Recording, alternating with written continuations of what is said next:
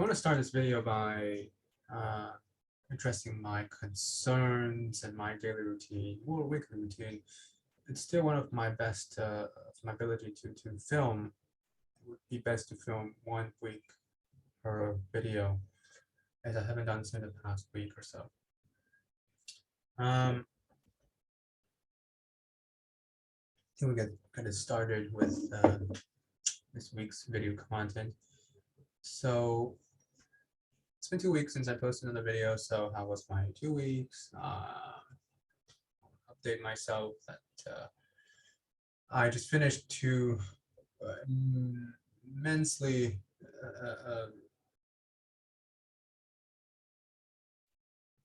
two courses that requires my utmost attention. So that was good. I think I had the best classes in the very last semester, so that's good. I don't know what to say, really honestly. I mean, so those two classes has been great. So it's been a chill few months for now. Really nothing to complain. I think I can use these classes for my best of my in the best of my ability to making sure that these classes will be used in the future.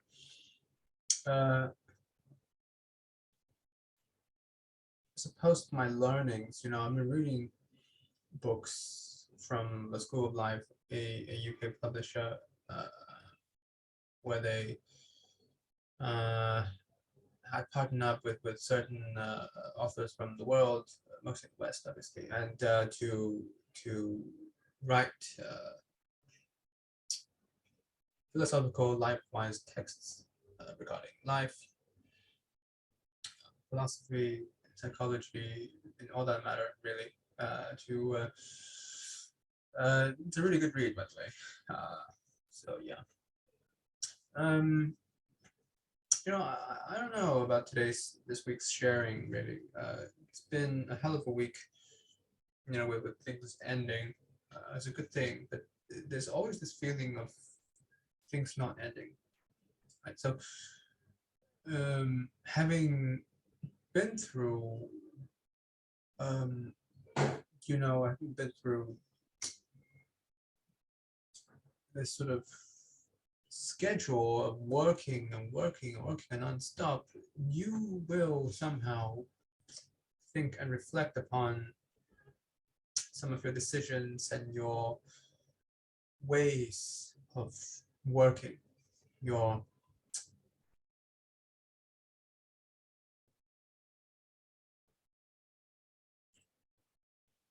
how you might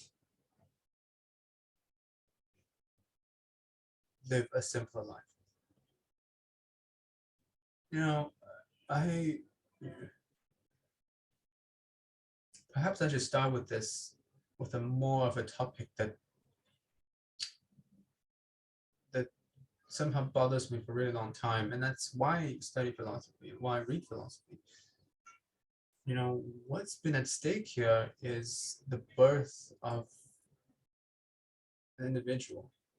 We start nowhere, but then somehow along the way we gain consciousness, and therefore we became who we are.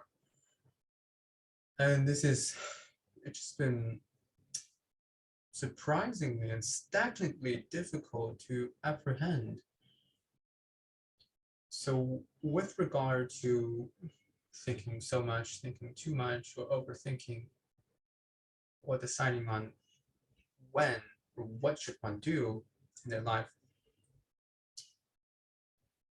I think it's of utmost importance to study philosophy and ask yourself and ask oneself, what are we here for and what are we here to do? You could do anything you want. You could be a salesperson, you could be a marketer. In fact, some of these things I've done before, switched careers and majors many, many, many times. And in the end, I always felt this sort of emptiness and this sort of hollowness and not being fulfilled. I suppose it's not about fulfillment. It's about you haven't found the core of why are you here.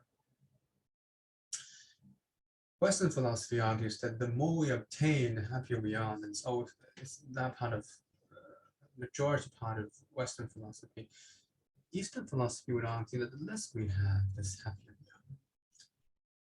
But it's often not about the possessions that we have, that we possess. It's perhaps I am more inclined to argue that true form of whether it's happiness, but this time we're talking about fulfillment, it comes within, it comes from your heart. And it takes time and years to practice. The first time we think about this, it's kind of bullshit. We need food, we need money, we need good house, apartments to live in so that we can have a decent life. And true, it has been proven by psychological research, and I have looked at this during my high school years where I researched about the association between income versus happiness. And this has proven true that once your income has risen to a certain degree, your happiness level does not somehow increase. In fact, it stays within that threshold. It occurs to me, and it's almost curious that we wonder, and I wonder what drives these millionaires to work day by day. And perhaps that's exactly why they've figured out what they are here to do innately, that they're not overthinking and not confused as to why they exist. The existence issue,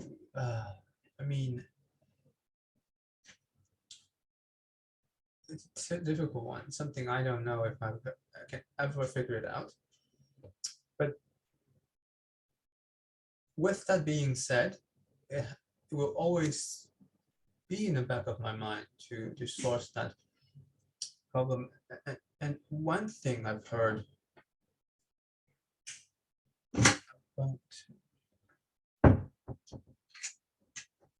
what the hell?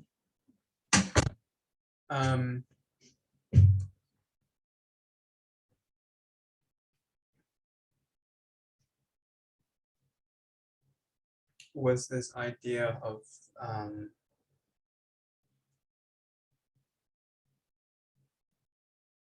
the things don't make sense on their own. And that it only will make sense if you piece it together. One day doesn't mean much. A week doesn't mean much. A month doesn't mean much to you. But to see it year by year, that might mean something different. To piece it together, you see a macro view of what is done. So, there might be no meaning at all, but with regard to the meaning of the existence or existentialism, certainly we need to read more to understand a particular topic. Nothing has been troubling me these days other than the fact that the job hunting part has been much more, how would I put this in the right way? Job hunting has been harder than I expected, which is unusual because you would think that a master's degree would provide you the edge, not just the edge, but the highest edge of them all to compete in the large amount of candidates. but that hasn't been proven true. And I've been doing this sort of thing in the past 2 or 3 years, well, maybe four even, when I was doing my first internship, and I found how interesting it was and how useless it was to simply apply directly online. Um, the platform I used was LinkedIn, right? So it was the most barbaric and useless manner to simply apply online. On the other hand, what we should take note of is to tackle in the psychological part of human being, which is human connection. I tell myself this because this happens to be true, that the past two jobs I've had, internships, was from referrals. And it worked really well. It worked really well that I knew more people, I knew more connections, and I was able to learn from doing those jobs. So I was really curious as to what can I do if I hadn't had the chance to talk to people. I'm sure there are, but it's going to be a bit difficult to find that first job in a in a slightly new territory, uh, where indeed you're not too familiar with, And that's interesting. Um, and lastly, I just want to address the idea of uh, simplicity and the idea of living a simple life. When I always talk about the idea, I want to live peacefully, perhaps hidden away, with enough money to support myself, maybe a bit more money, that doesn't hurt. The idea of wanting serenity, wanting this sort of being alone in a forest alone and kind of just isolating myself may have, well, here's what I read, may have well not been an actual, so this idea of wanting to live in isolation is an exact mirroring of one's psychological state, in that one does not want this. It goes to reflect that your heart isn't in peace.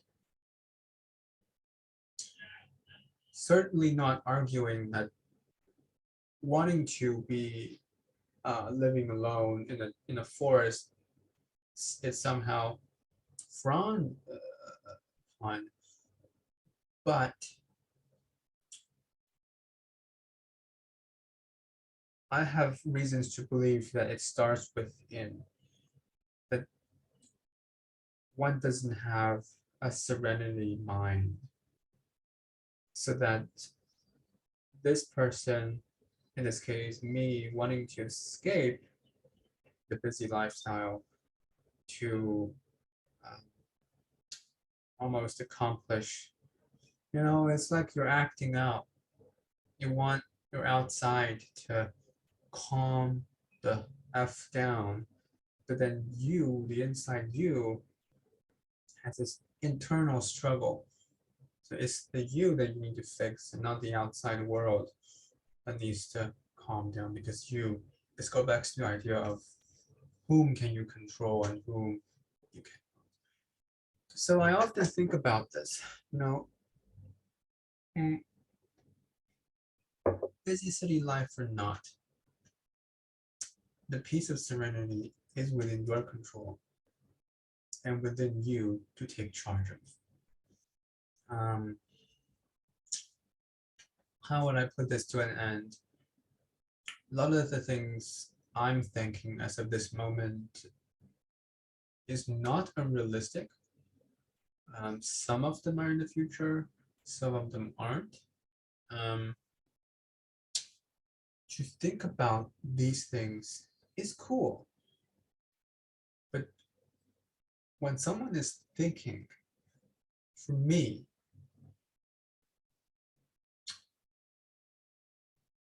it almost never, it almost never creates any kind of solution. The thinking is a starting point to a certain solution, but what are the processes? For example, one of the best ways to having a more concrete answer and not abstract is to study more. And this could be books, almost always books. The idea of uh, philosophy videos or YouTube videos help, how would I put this, helps tremendously little. Uh, it's not helpful in a way that you could somehow practice in person. There are, but there are few. Now, books, as you know, I would have suggested like a few months back, we're reading the authors who lived before us. Therefore, having all of that history, all of that experience, learning from all of that is a pleasure and certainly much, much more convincing than we seek help from uh, modern area, I don't know, scholars who may not even know what they're talking about, really. So with regard to thinking and having that concrete, sort of concrete solution, it may not be a solution, but a concrete sort of cognitive pattern, what in between is the progression of action, is the idea of doing rather than thinking. So doing for me right now has always been reading, and maybe sharing with friends could also be a one of the starting points to alleviate these unnecessary overthinking. Not saying these thinking or these sort of patterns are bad, but only kind of contributing the idea. I think almost never uh, gives out a solution. So these are very good problems, I think. These are very interesting um, uh, issues to think about, and I'm sure other peers at my age will tend to think about this, but I often find them uh, a little too easy to talk to. They tend to focus on things that's of human need and not think more deeply into one subject, which there's nothing wrong, really. But to me, they tend to be a little bit boring. You know, it seems like they don't take the time to ponder the. To them, it might be insignificant, but to me,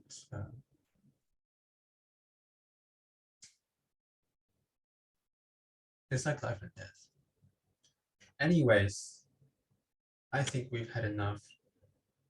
Um, and really, I think it's really cool that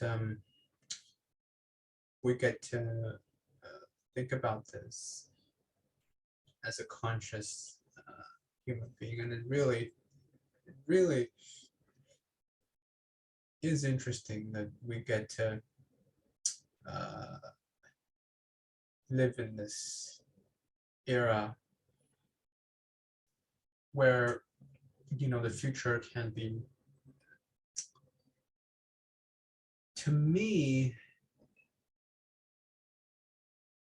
to me, I have to say one thing about the future is that I have a negative feeling towards the, every time I say this, the creation of artificial intelligence.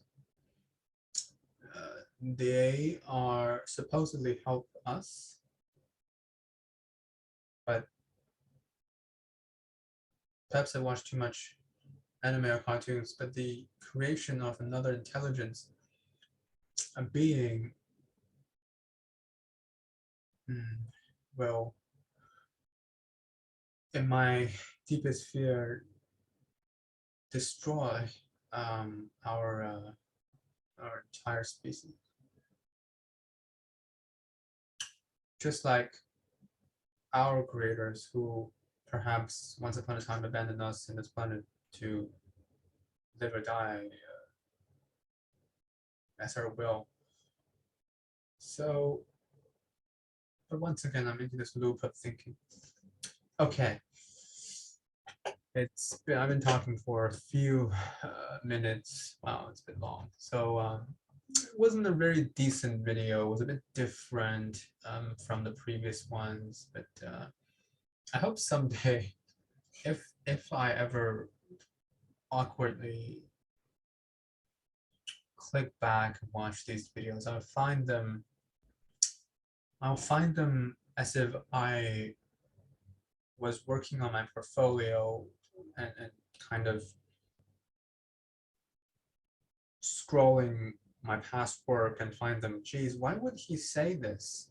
And I hope that I hope I have those kind of, I hope I find myself different when a time I click on these videos, because I really do want to have some sort of growth. And in fact, that one can argue that the suffering of this world is immeasurable. That's why many individuals chose the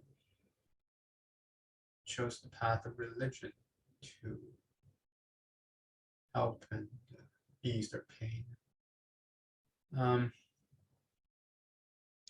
So yes, I hope that when I were able to revisit these videos, I find myself, well, useful at making these videos. Look for some type of growth, some type of improvement, maybe figured out something, figure out the meaning of something at least. All right. Okay, I won't stay long. That's weird. I don't know why I said that. All right, this is gonna end now.